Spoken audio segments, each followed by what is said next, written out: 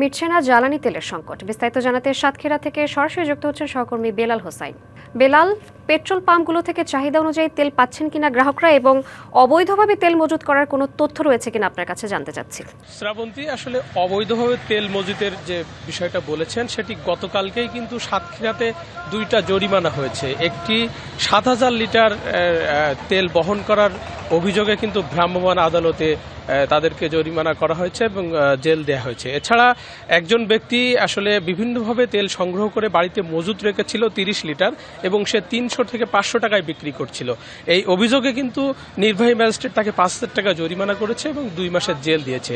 এছাড়া আমরা সাতক্ষীরার যে পাম্পগুলো রয়েছে সেই পাম্প মালিক কর্তৃপক্ষের সাথে কথা বলেছি।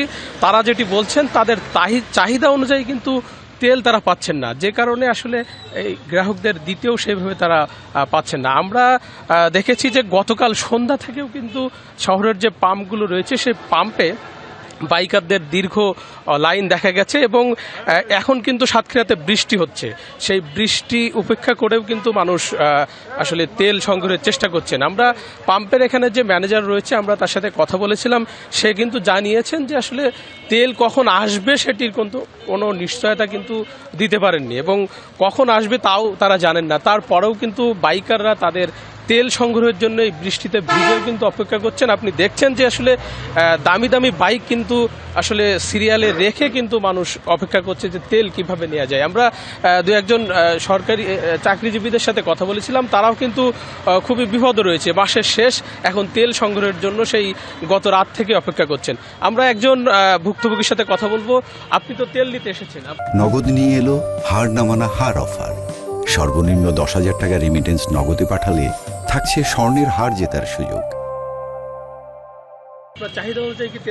না না না ২০০ টাকার তেল দিচ্ছে, তার সকালের তো সন্ধ্যা পর্যন্ত বসে থাকতে দিচ্ছে, তারপরও মারামারি ঠেলাবাড়ি, অর্ধেক পথ খানিকটা তেল দিতে অর্ধেক পথ হয়েছে বন্ধ। মানে সবাই পাচ্ছি না আমরা।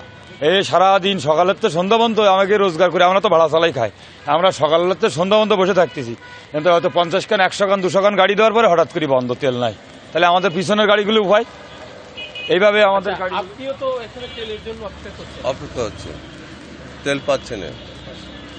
আচ্ছা শ্রাবন্তী, আমরা আসলে যেটি দেখছিলাম যে আসলে তেলের জন্য যে দীর্ঘ অপেক্ষা, মানুষের মনে হয় অন্য কোনো কাজের জন্য এত অপেক্ষা করতে হচ্ছে না বা হয়নি ইতিপূর্বেও।